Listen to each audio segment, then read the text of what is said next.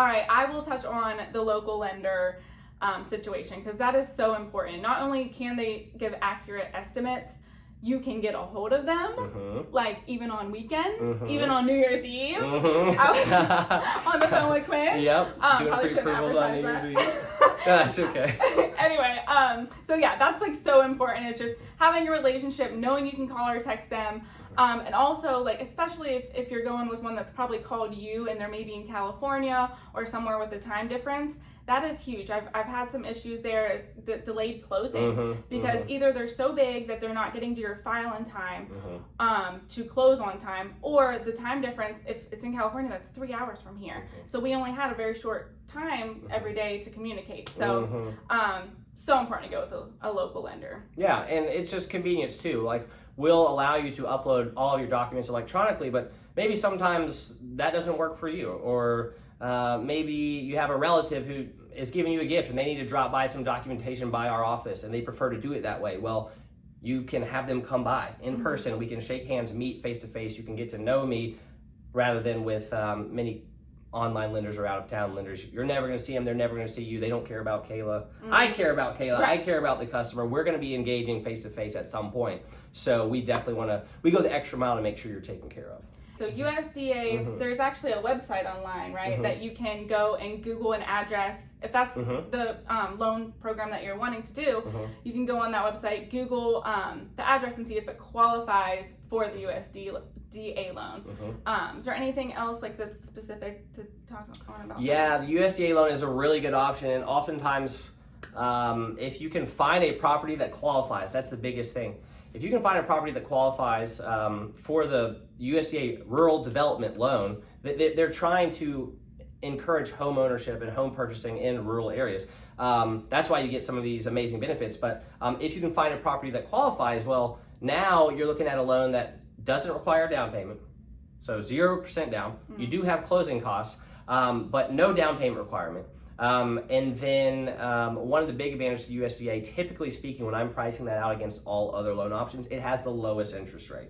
So you're going to get a really nice rate. And then one of the, I'd say, it's not a huge downside, but FHA's mortgage insurance is, it's going to be a decent amount each month. It will be a considerable part of your monthly payment. But with USDA, they have mortgage insurance as well. But generally speaking, it's a lot lower than FHA loans and even conventional loans sometimes for even folks with great credit. So USDA, lower interest rate many times, and lower mortgage insurance, along with no money down. So now the catch is, Kayla's got to find your property that qualifies, and oftentimes it's going to be on the outskirts of the city or in the country straight up. So you may go on a little journey to find a property like that, but many folks are looking for properties like that. Yeah. So it's a great fit for those types of customers. And you said you still will have closing costs. However, if it's a market like we're in right now, we could possibly negotiate those. And about closing costs, I know I've had clients ask, can we ask for them to cover closing costs? There are restrictions on that too. FHA and USDA, you're only allowed to, the seller is only allowed to contribute 6%, correct? That's right. But generally speaking, I think you touched on this earlier, closing costs total will likely be around 4% of the purchase price. So they can cover 6%. Most of the time, they're going to be able to cover all your closing costs. Now, with a conventional loan, this is maybe one of the downsides to the conventional loan with 3% down, is that they can only cover up to 3% of the purchase price. And that's not going to cover all of your closing costs sometimes, or most of the time. So, yeah. Cool. And then I think one of the last things I want to cover is underwriting. So we're approved. We got the house under contract. We're so excited, and I send the contract and all the documents to Quinn, and then you start.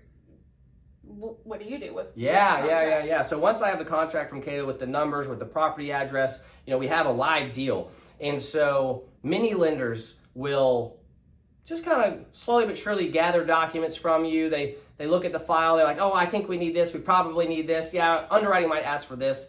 And then eventually they'll get your file into underwriting. And underwriting is a huge deal because I'm a loan officer. I wish I could approve your loan, but I can't. The underwriters are the people who approve the loans based on the loan guidelines. Every loan has different guidelines, but underwriters know those guidelines and they know what they need to see in order to put their stamp of approval on your loan. Now, the cool part about Movement Mortgage, my company, is that we underwrite at the very start.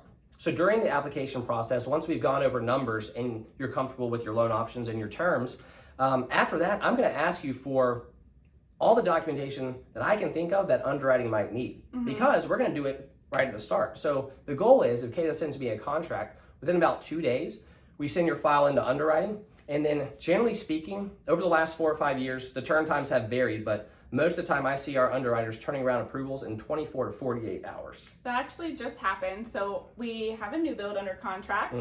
We're not closing until April 3rd. Like it's January now, so that's way far so you away. got some time. Yes, and we already have, what is it, the conditional approval, right? Conditional underwriter approval. So Yeah. we've already had that credit underwriter look at their file, and they said, hey, thanks for getting us all the stuff we needed. Now we only really need 2 or 3 more things, and then the loan will be fully approved. Which is crazy. Like, I've literally had called a week before closing, and they haven't even opened the file yet. And they're rushing, and I'm calling every day, every hour. Yeah, and it's that hurts my soul. So, so that is huge. Yeah. And yes, underwriters will get all up in your business. They will look through your accounts and ask you why you made a really big deposit, why you made a really big withdrawal. Please don't buy a car or open any credit cards before closing, because they'll flag that and you might not be able to close. But the reason that they do that is to make sure that you're going to be able to pay your loan back. Which is huge, because many folks, as interest rates went up and some buyer demand slowed down, a lot of folks were worried about a housing bubble or a housing crash. Like, values are up so high, are they going to come plummeting down to earth? Are we going to have a bunch of foreclosures? Well, we haven't seen a huge uptick in foreclosures, largely because the underwriting requirements these days are, I wouldn't say unfairly strict, but they are strict. We're going to look closely at your income to show that it's stable. We are going to look at your credit history, make sure you're clearly able to pay your bills back. We are going to look at bank documentation to make sure you have legitimate assets for closing. Speaking of first-time buyers, do not take your mattress money and deposit it into your bank right before you're going to buy a house, because we can't use cash.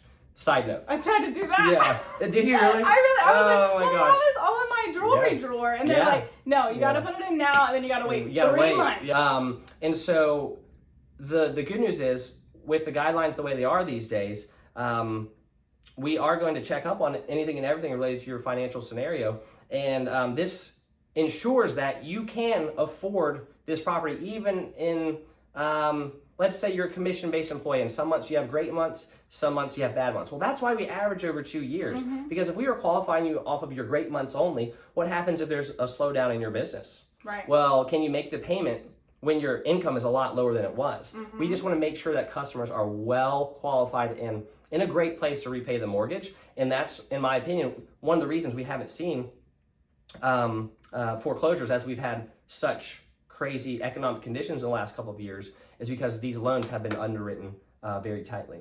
And you're making sure they're not only able to make their house payment, but you take the other debt too into that ratio and make sure that they're going to be okay to pay all of their stuff. Right, not just the housing payment, everything that shows up on your credit report. If you have child support or alimony pay, we include that as well. So the best thing you can do as a first-time buyer is to fill out that loan application. If you've ever filled out an application for an auto loan, we ask a few more questions than that, but it's really not going to be more of a headache than that.